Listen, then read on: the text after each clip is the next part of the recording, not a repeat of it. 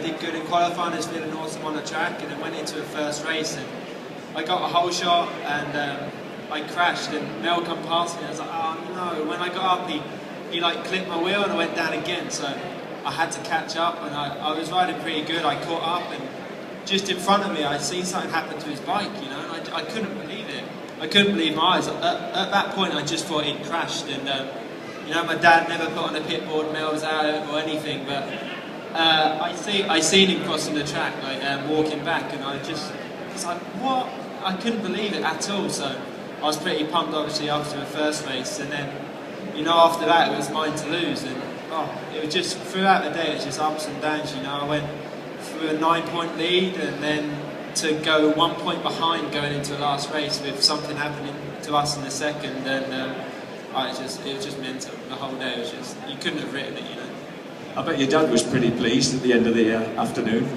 Yeah. Well, I don't think he knew what to do. I think he was pretty. Everyone was in shock, really. To be fair, after the race, everyone was so happy, but shocked also. We didn't really know what had happened, because going in thinking we had a chance of winning, but not necessarily thinking we'd come away with a championship. So I'm really, really happy.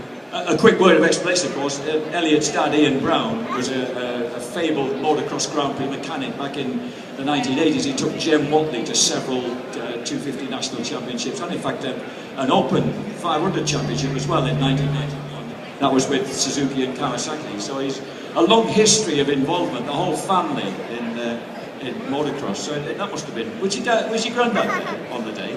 Yeah, my granddad was there on the day, so it was good. It's good to see him. As soon as I crossed the line, he was there. So it's really good to share it with everyone. And yeah, my dad, I think I stretched my dad out through the year more than he could cope with. I think at one GP, I was third at the GP at the last race, and he was supposed to put focus on the board, but he was so nervous. So all I saw was FOC. That's all he could manage to write. So I think he gets pretty nervous when I'm doing good, but he does an awesome job.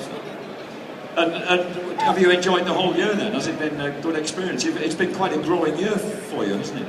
Yeah, the year's been, a lot of up and downs. I had a few injuries. I broke my wrist, I broke my thumb halfway through the year, which we didn't really put into light and didn't really want to tell anyone about. But, Red Bull stepped in, and they helped me out so much with my injuries. They got me to see the best people, I got to see the best physios, so that's why none of my injuries really, cost me anything through the year, just because I had the best treatment I could possibly get to get back on the bike. So, about them guys behind me also, I couldn't have done it, and KTM UK, everyone there, Roger, just my whole family, everyone's been behind me this year. It's just been amazing. So, and to share it with them for the championship has just been incredible.